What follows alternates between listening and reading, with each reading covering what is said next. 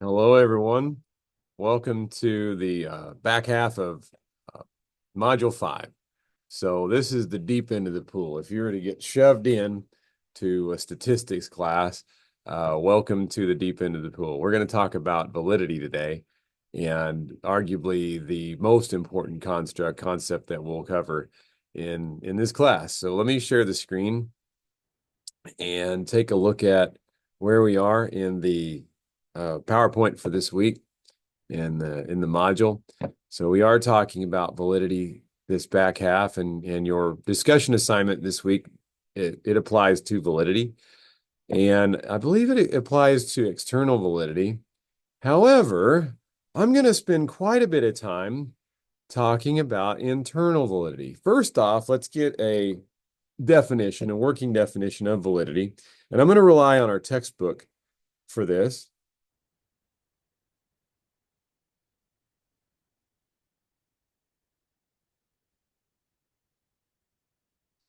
And our textbook, this is what I was taught, and this is what I'm not going to expect you to learn much more than this for the uh, the requirements of this class.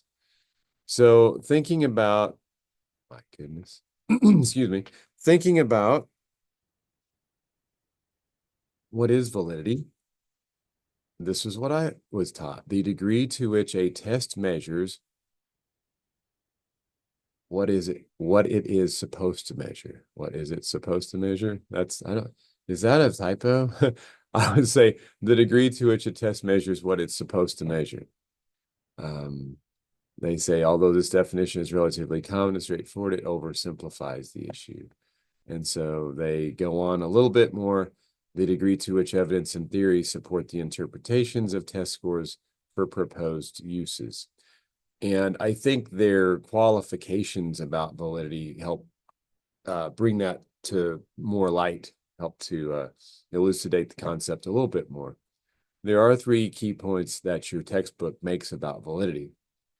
Because we're dealing with psychology, because we're dealing with humans and our abstract concepts and trying to bring abstract concepts into something that can be measured, there's always inaccuracy. We're never going to have a true 100% representation of a construct for many reasons. But as we take a look at the three points about validity your textbook wants to make, number one, validity is about the interpretation of test scores in terms of a specific psychological construct. It is not about the test itself. Interesting.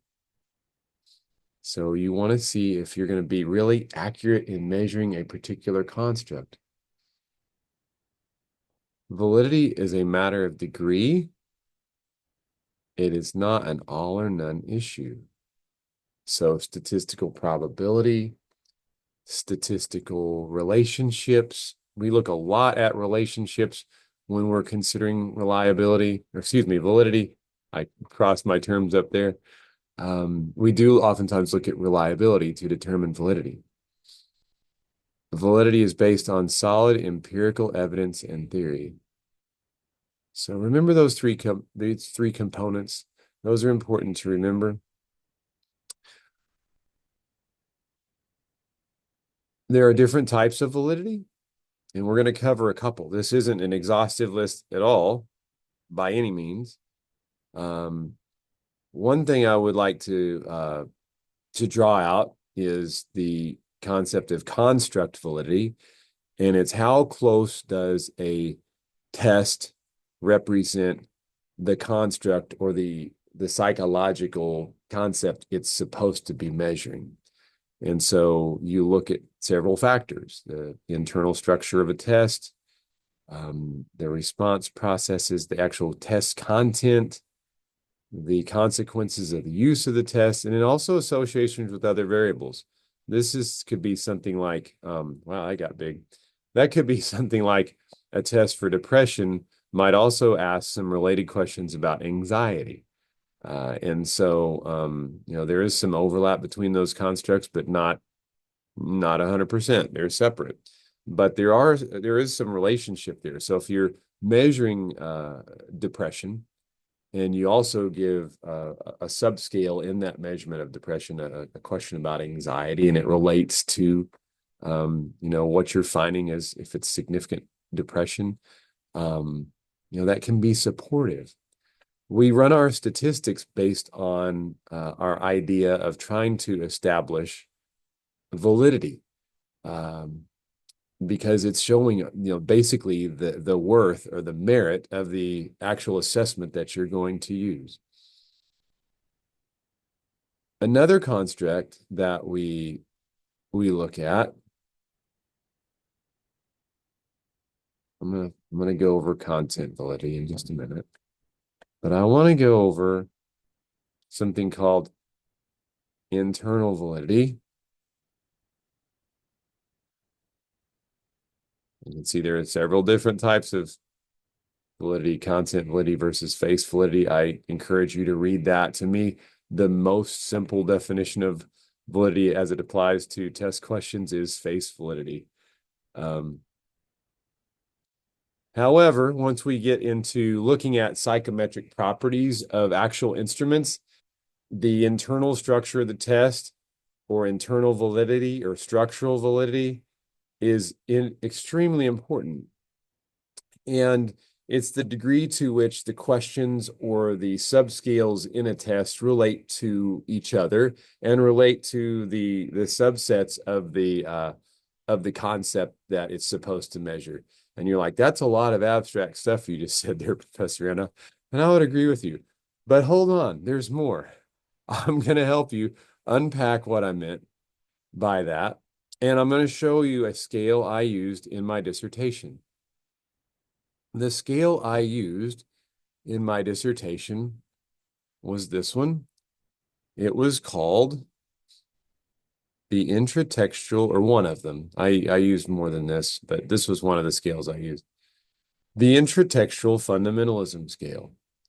And so what this article is from Mental Health, Religion, and Culture in 2010, this article is the norming or the psychometric properties. It's basically trying to establish the validity of this instrument, of this intratextual fundamentalism scale. And so it draws upon this construct in this particular study of fundamentalism, intratextual fundamentalism. So there are actually, if you get your if you get into what I did with my dissertation and you start looking at sources and you take deep dives and think about, okay, how am I actually going to design a study and use a psychometric instrument to measure things, and I'm considering three different ones when I'm looking at fundamentalism. There is fundamentalism scale. It's called I think it's the religious fundamentalism scale put out by Hunsberger and Altmaier. It really was the gold standard for many, many years, from the 90s when it was normed and established, validated. It aged, and there's a couple more. So there's the second one I'd say that of prominence is the one that I used, the intratextual fundamentalism scale. And then there's another one that emerged afterwards, and the name escapes me. So there were three scales trying to measure what you might argue is the same construct. In psychology of religion, it'd be fundamentalism. And so you're like, well, why did you choose what you chose? There were a few reasons. And so I read through this article and tried to digest what they were doing here. They're trying to establish a cross-cultural application that would get to what type of validity. If you read ahead, you would say, oh, that's getting at external validity, right? Because you can generalize it. You can put it out there with more than just one group. They're looking at validity evidence, and that would be construct, content, internal validity. And I'll show you what they did to illustrate internal validity in just a moment. And relationship with religious orientation and the big five markers. The big five markers for them are what they're doing to establish construct validity. So let's take a look at this. I think it's important to understand the construct first. Here it is, fundamentalism as a construct. In their words, in their research, and this is taken this group of scholars right here, primarily Williamson and Hood, along with these other folks. This is their 5 components they consider if a person is displaying religious fundamentalism. And what they've done through their research is they've actually established 6 characteristics, and it's really centered around how they view their sacred text. And so, you know, in the title of the fundamentalism scale, it says intratextual. And so their definition of fundamentalism is not so much, I'd say, completely psychological. It's more looking at how they believe their sacred text should be held. All right. Now that could be the Quran, it could be the Torah, it could, you know, Jewish Bible, it could be the Christian Bible. And so here are the characteristics. So they view their text to be divine. It's a product of God or Allah or Yahweh. It's inerrant. There are no errors anywhere. It's self-interpretive. You don't need science. You don't need anything else. It's, you know, you go, the text means what it means. It's privileged, meaning that its status is above all other things. In other words, you look to that for authority first, and then authoritative. There's some crossover with those constructs. So those would be considered the internal structure once we get to the scaling. So these are characteristics of somebody who has a high intratextual fundamentalism score, and then unchanging. So it's going to be the same. So, you know, you can't go and interpret and come up with a different interpretation.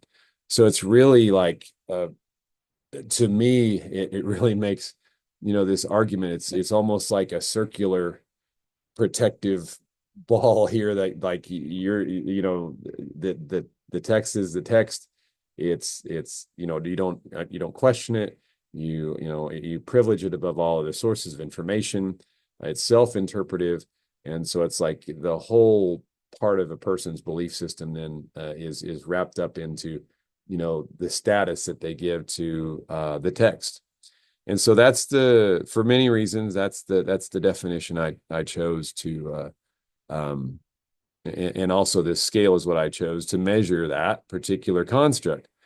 Now, when I looked at it, I wasn't just because I liked their definition, it was I went in and I looked at their psychometric properties. And so they tried to make a 12-item scale back in 2005. And what they actually did is they pared this down to only 5 questions. And so their scale from their 2005 study, as you can see they're referencing there, was so here's their constructs, their internal constructs for measuring the bigger their conceptual variables that would support the construct of intratextual fundamentalism. They had a couple of questions. Here it is in the original 12 form. The 12-item form was: the sacred writing is without question the words of God. Sacred writing is not really the words of God. It is an extraordinary book of human wisdom, truth. So they have divine. Is it divinely inspired?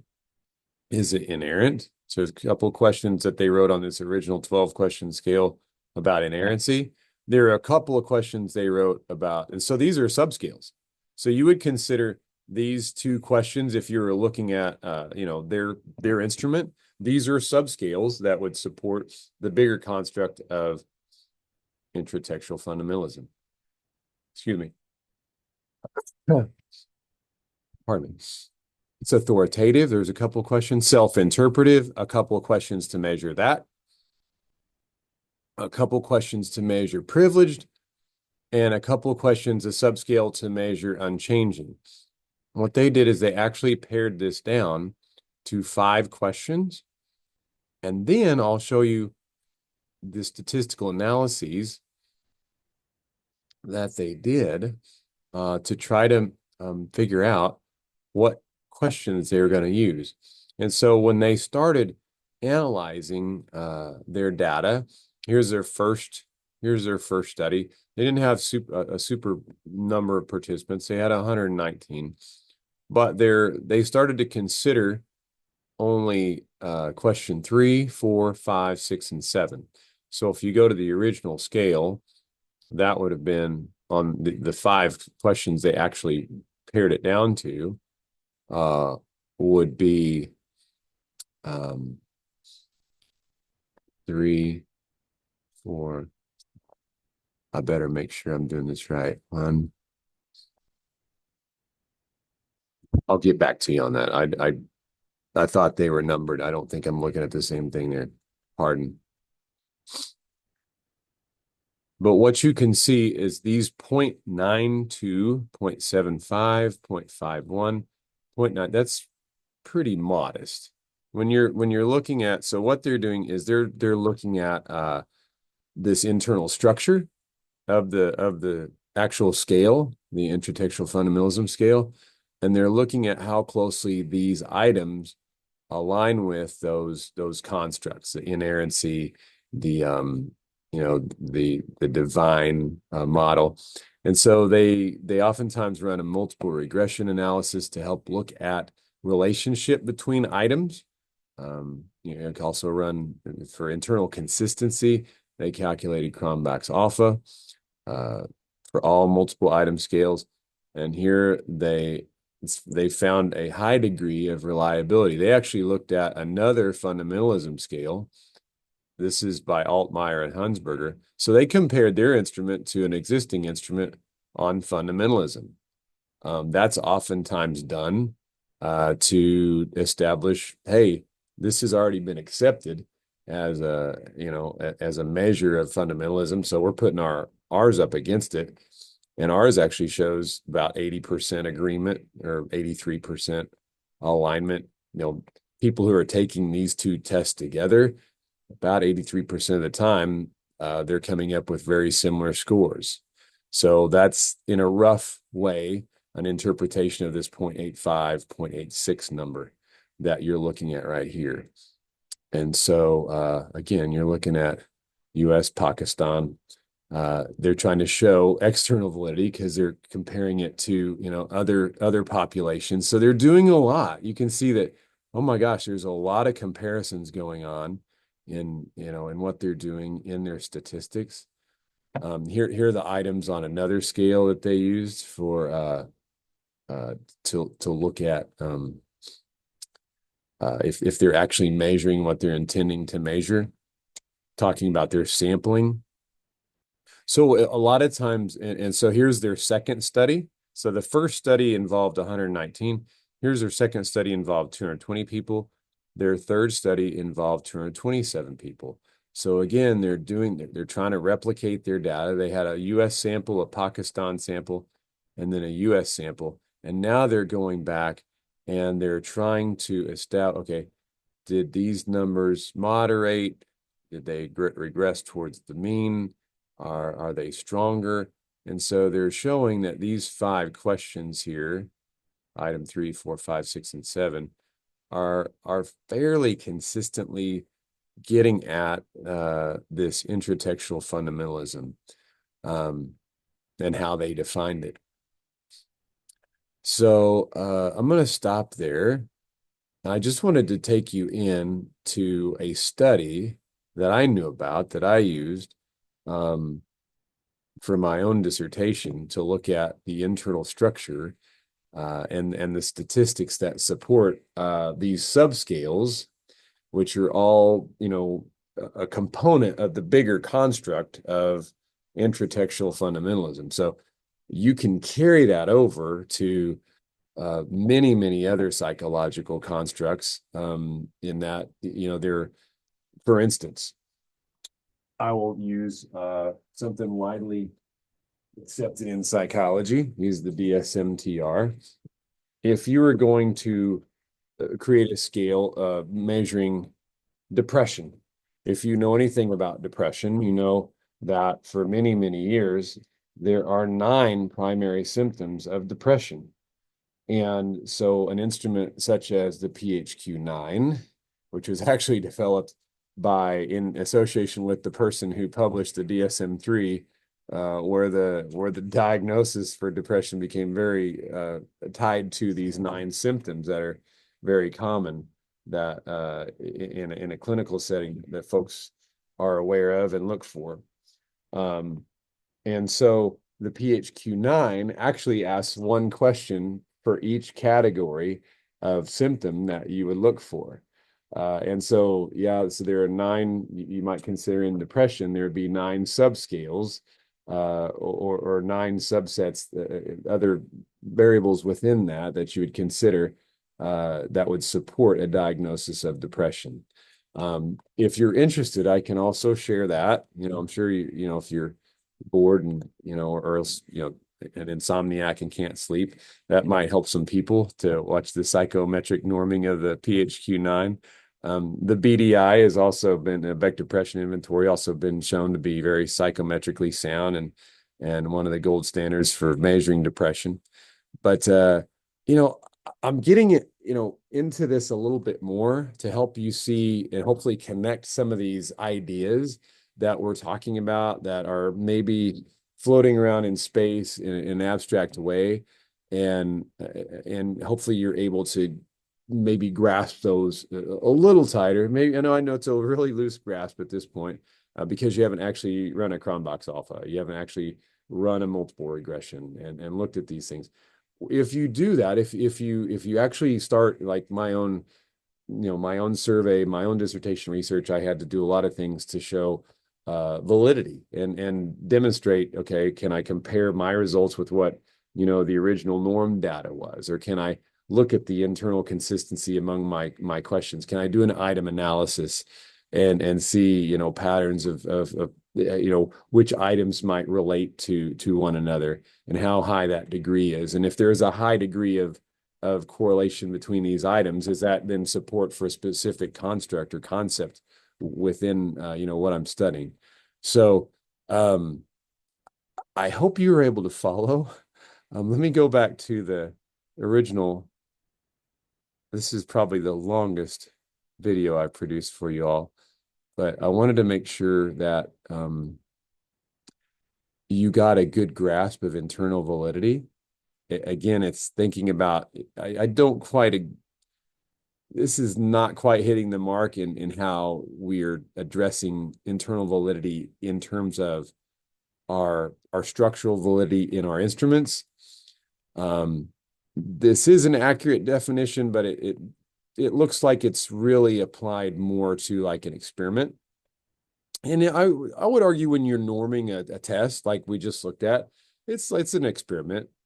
And they're trying to fight against these things that could affect internal validity. The other thing, and this goes to your assignment this week, is external validity.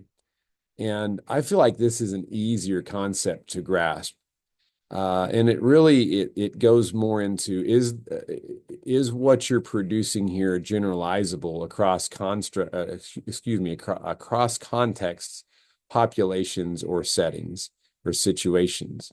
Can the not only the results of this study be applied, can the instrument be applied, with some reliability and get similar results across different populations?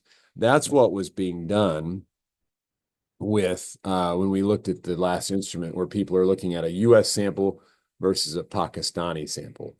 Are Muslims and Christians, I'm assuming they had a Christian sample in the United States, but are they is this definition of fundamentalism, can it apply across cultures?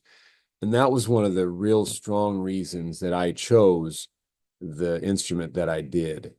They were able to illustrate a pretty high degree of consistency with results across cultures.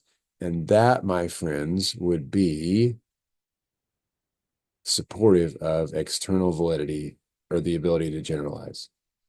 Gang, that's it. Please look through the rest of the readings of the text this week. Please look through the rest of the things I shared, in the resources online. The discussion board is open. It definitely applies to external validity this week. Please reach out if you have any questions. I hope you were not asleep by the end of this and you were able to pay attention. But otherwise, I look forward to talking to you soon. See ya.